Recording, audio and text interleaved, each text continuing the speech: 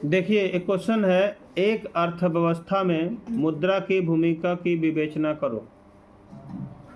ठीक है,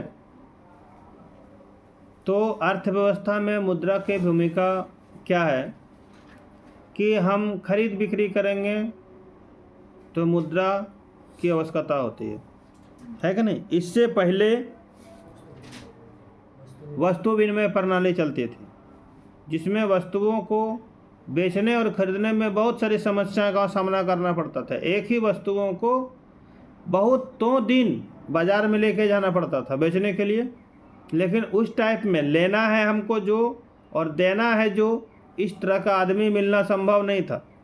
बहुत दिनों तक मिलता था, बहुत दिनों के बाद मिलता था, जिसके चलते कुछ वस्तुएं खराब भी हो जाती थी।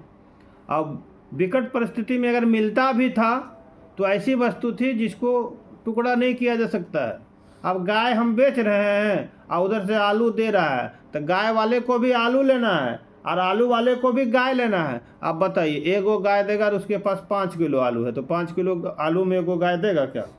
तो उसको क्या कहता है एक काम कीजिए ना, 5 किलो मेरा आलू ले लो और थोड़े सा गैया दे दे। तो बोलो, गाय को कहीं काट के देने का है?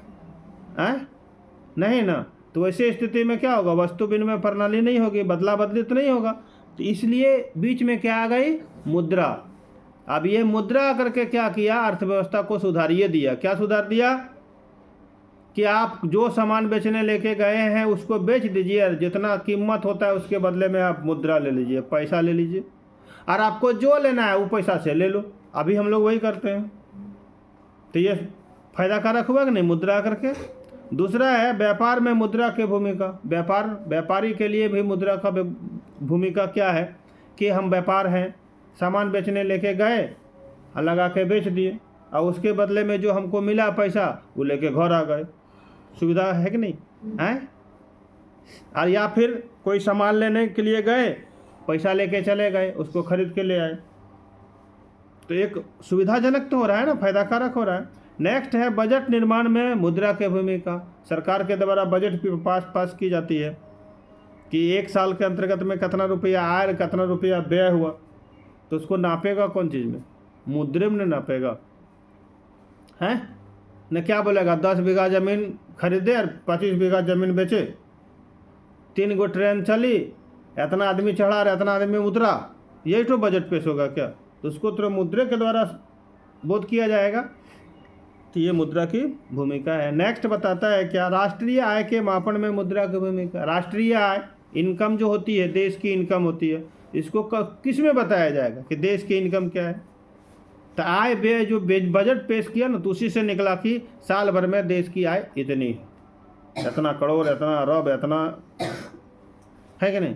तो उसको तब किस में मापा जाएगा? तो मुद्रा में ही मापा जाएगा। तो ये भी एक भूमिका है इसका, मुद्रा की। और उत्पादन में मुद्रा की भूमिका, अगर हम उत्पादन करते हैं कोई भी चीज़ का, कोई भी फसल का उत्पादन करते हैं, तो मुद्रा एक अहम भूमिका निभाती है। कि बीज खरीद के लाए, मुद्रा दिए, बीज ले आए, नहीं? उर्वरक खरीदने गए, खरीद के लाए, मुद्रा दे दिए। दवाइयाँ खरीद के लाए, मुद्रा दे दिए। तो मुद्रा है तो हर चीज़ को हम ला सकते हैं खरीद के। अब मुद्रा अगर नहीं रहेगा तो वस्तु विनिमय प्रणाली में तो संभव है नहीं। संभव है क्या? तो अर्थव्यवस्था के क्षेत्र में, आर्थिक स्थिति के विकास के क्षेत्र में मुद्रा एक अहम भूमिका निभाने लगी। बहुत ही अच्छी खासी वस्तु के रूप में सामने आ गई कौन सी? मुद्रा, जो कि हर क्षेत्र में ये विकास को इंडिकेट करता है, सूचित करता है, या विकास को दर्शाता है। कौन?